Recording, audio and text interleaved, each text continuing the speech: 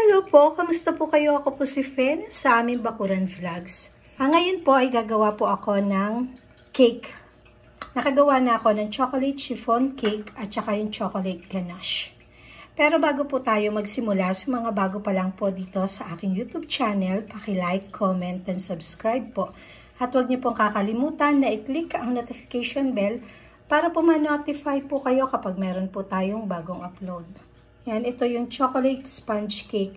Dito ko po ilalagay sa can. Maganda po kasi kapag dito nakalagay sa can yung dream cake. Ito pong cake na to ay 5-layered cake. Una nga po dito itong chocolate chiffon cake. Kasunod itong chocolate ganache. Tapos kasunod na layer ay yung chocolate pudding. Yung pang-apat na layer ay pure chocolate. Ang gagamitin ko yung dark chocolate para hindi ganun katamis.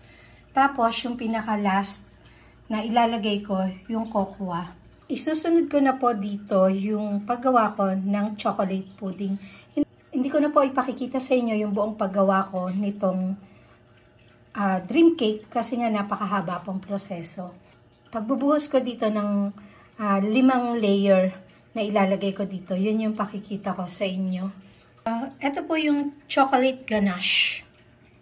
Yan, pinaghalo po ito na dark chocolate at saka cream.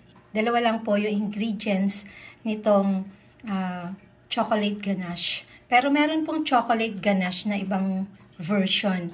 Cocoa at saka yung cornstarch. Yun yung pinaghalo nila dito. Tapos meron pang iba na hinahalo sa paggawa ng chocolate ganache. Pero po ako, pure na chocolate at saka yung cream yung gamit ko para mas masarap. Medyo mahal nga lang po, pero sulit naman kapag tinikman yung lasa nitong chocolate ganache na to. Ang pagbibigyan po namin dito, special sa amin, yun po yung husband ng tita ni Bernie sa South Africa.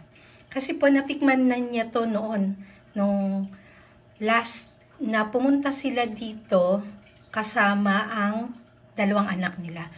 Pati yung 2 anak po nila nagustuhan itong dream cake na ginawa ko. Kaya ngayon, kahit hindi na po ako nagbe-bake, napakadalang ko mag-bake. Nag-try ulit ako na mag-bake para sa birthday ni Uncle Terry. Kasi nga po, nagustuhan niya yung dream cake na to. Ang sabi niya sa akin noon, parang kalasa daw to nung nakain niya na chocolate cake doon sa Belgium. Talagang tumaba po yung puso ko noon nung sinabi nila sa akin na talaga nagustuhan nila. Ito po, ilalagay ko na po itong chocolate ganache dito sa chocolate chiffon cake. Para sa yung susunod na gagawin ko naman, yung chocolate pudding. Para ipatong ulit dito. Yan, ganyan lang. Ibubuhos lang ito dito sa loob ng can. Natira pa. Pero kasi may 2 yung binake ko na chocolate chiffon cake. Kaya siguro ito, magagamit ko pa doon sa isa. O idadagdag ko dito. Tapos, habang ginagawa ko yung chocolate pudding, lalagay ko muna to sa fridge para yung pinaka-chocolate ganache niya maging malapot. Tatagtagin natin na ganito para bumaba doon sa gilid yung chocolate ganache. Ang sarap nito. Kaya dadagdagan ko pa ng chocolate ganache. Ito para mas masarap. Kasi mas maganda kapag kumuha ka o kinutsara mo na itong dream cake, meron siyang medyo tutulo-tulo na na chocolate ganache. Kasi ang chocolate pudding medyo malapot 'yon. Na talaga masarap din. Buti na lang hindi ako nagbahing kanina paggawa ng chocolate chiffon cake kasi sa harina talaga ako na allergy kaya tinigilan ko po yung pagbibake. Pero dati po talaga napakadami pong umu-order sa akin ng chocolate dream cake, chocolate heaven cake. Yung chocolate heaven cake po, yun po yung ginagawa ko na ako lang yung nagpangalan sa cake na yon. Tapos gumagawa rin ako ng black forest, ng yema cake. Yung yema cake din po, isa yon sa madalas orderin sa akin, at saka yung puto cake ko. Yun. Kaya lang, talagang na-allergy ako kapag naghahalo ako ng harina. Lalo doon sa puto cake, 3 beses na sinisif yon, sinasala yon. Kaya habang sinasala yon, yung parang alikabok na lumilipad doon sa harina, yun yung nalalanghap ko. Kahit po naka face mask na ako, talagang parang pumapasok pa rin sa ilong ko yung pinaka alikabok ng harina. Eto, medyo bumaba na yung pinaka chocolate ganache. Ayan o, nakikita na yung pinaka ibabaw ng pinaka chiffon cake.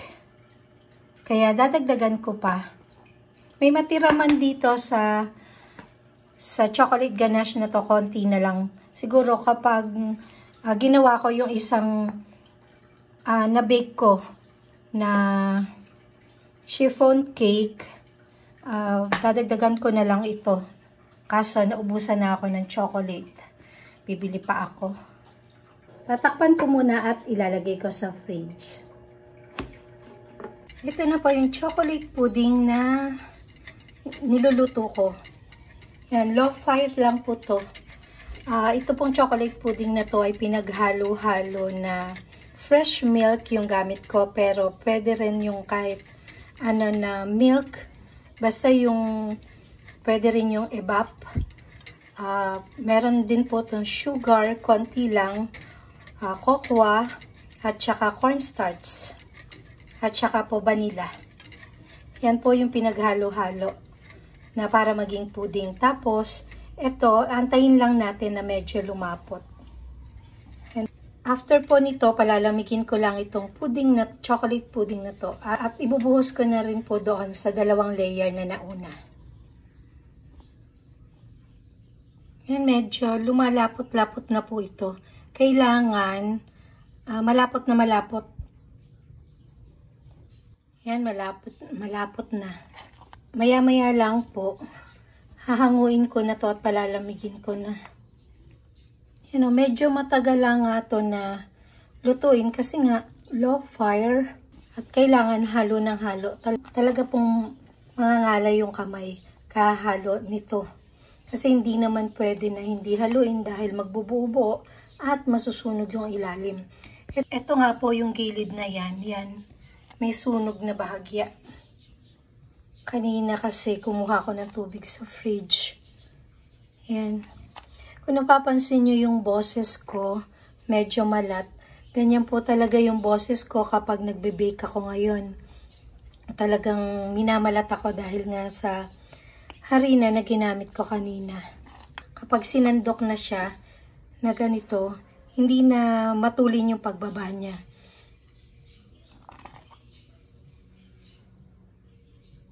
Yan, pakita ko sa inyo mamaya ulit.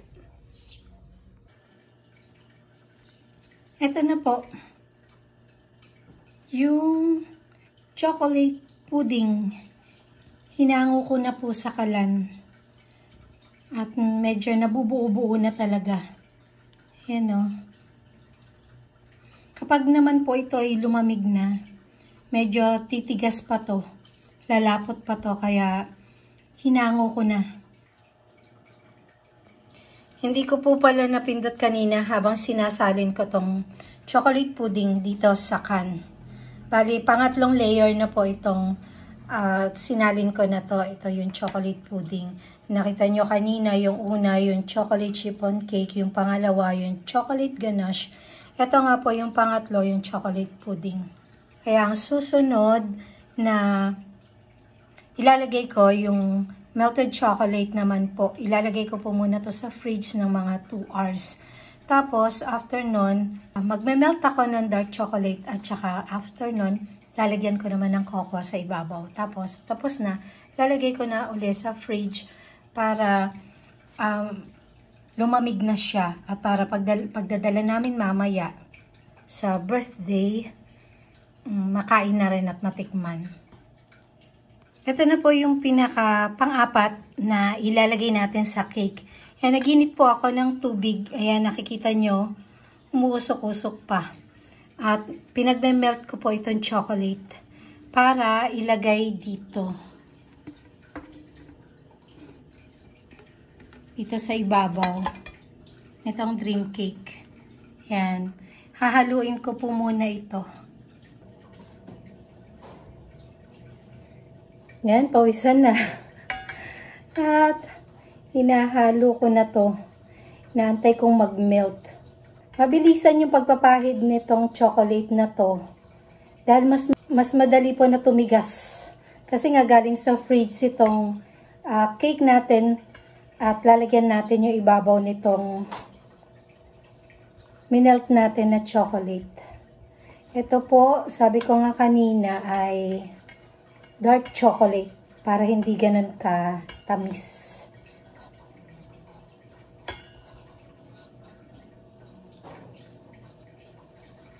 Yan, mas maganda po kasi na yung mainit na tubig lang yung gawin natin na pang melt dito sa chocolate. Makikita nyo, ayan o, melt na. Ayan o. Naka-melt na siya. Siguraduhin ko lang na wala ng buo. Tsaka ko ilalagay dito. Papahid natin. Mas mahina, mas manipis lang yung pagkakapahid nitong chocolate na to sa ibabaw. Tapos, yung pinakalas na ilalagay ko, yung cocoa.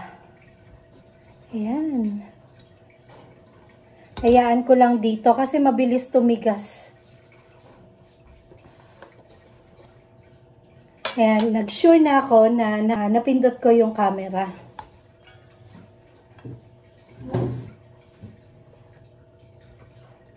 Kinakabahan ako pagpapahid dito kasi kailangan maging maayos at patag yung pair yung paglalagay ko sa paligid dito sa ibabaw.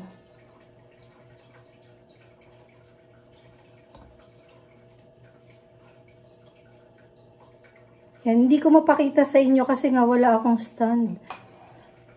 Kailangan nakababad pa rin siya sa tubig na mainit para hindi kagad siya mag-melt. At maganda to kapag kakainin na. Kailangan tuktokin siya ng kutsara bago kainin. Kasi nga, syempre, matigas yung pinakaibabaw niya. Titigas na yung pinaka-chocolate niya. Kailangan mabilis yung pagpapahid. Hindi mabagal. Madali siyang natutuyo o tumitigas yung pinaka-chocolate. Kailangan kasi patag eh. Para paglagay ng cocoa ay hindi siya bukol-bukol. Yan. Okay na to. At pakikita ko na sa inyo. Ito na. Tapos na. Lalagyan na lang yung ibabaw ng cocoa para magandang tingnan. Ito yung gamit ko na cocoa. Yan.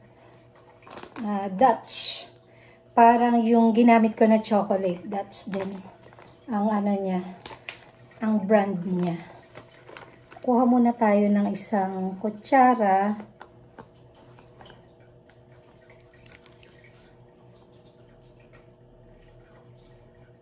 Yan, tapos isi-sift lang natin to para maging pino yung pinaka-cocoa niya. Tapos, ayan, halug-halugin natin na ganito. Lilinisin natin yung paligid. Ayan, para maganda naman, magmalinis.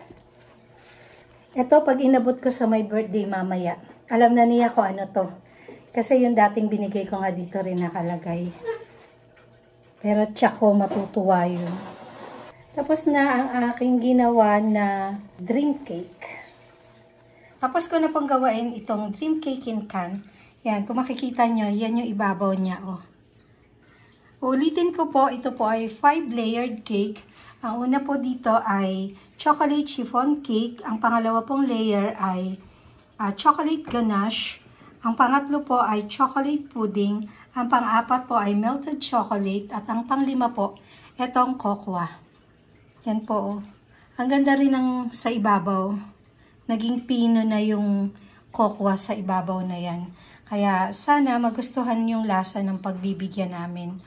At ito namang cake na to ay para lang po dun sa may birthday. Kasi may pinagawa din po kami na cake dito sa kapitbahay namin kay Sweet C Bake Shop. Para yun yung iboblow niya at yun din yung kakainin ng mga bisita niya. Kasi half gallon po yung size nitong can na to. Kaya malaki-laki din yung pinaka-cake na to. Ito na po yung aking dream cake in can. Yan. Mag-e-end na po ako at gusto ko lang po na i-share sa inyo na talagang ako yung gumawa nito. Madalas ko pong gawin to dati, kaya lang sa ngayon, hindi ko na po to nagagawa ng madalas kasi nga po, nagkaroon ako ng allergy sa harina. Pero ngayon, ginawa ko ulit dahil meron kaming pagbibigyan ni Doc Bernie. Ayan. I-end ko na po itong aking video at maraming salamat po sa walang sawa niyong panonood at walang sawa niyong pagsuporta sa aking mga video. Keep safe everyone. God bless. Ayan o.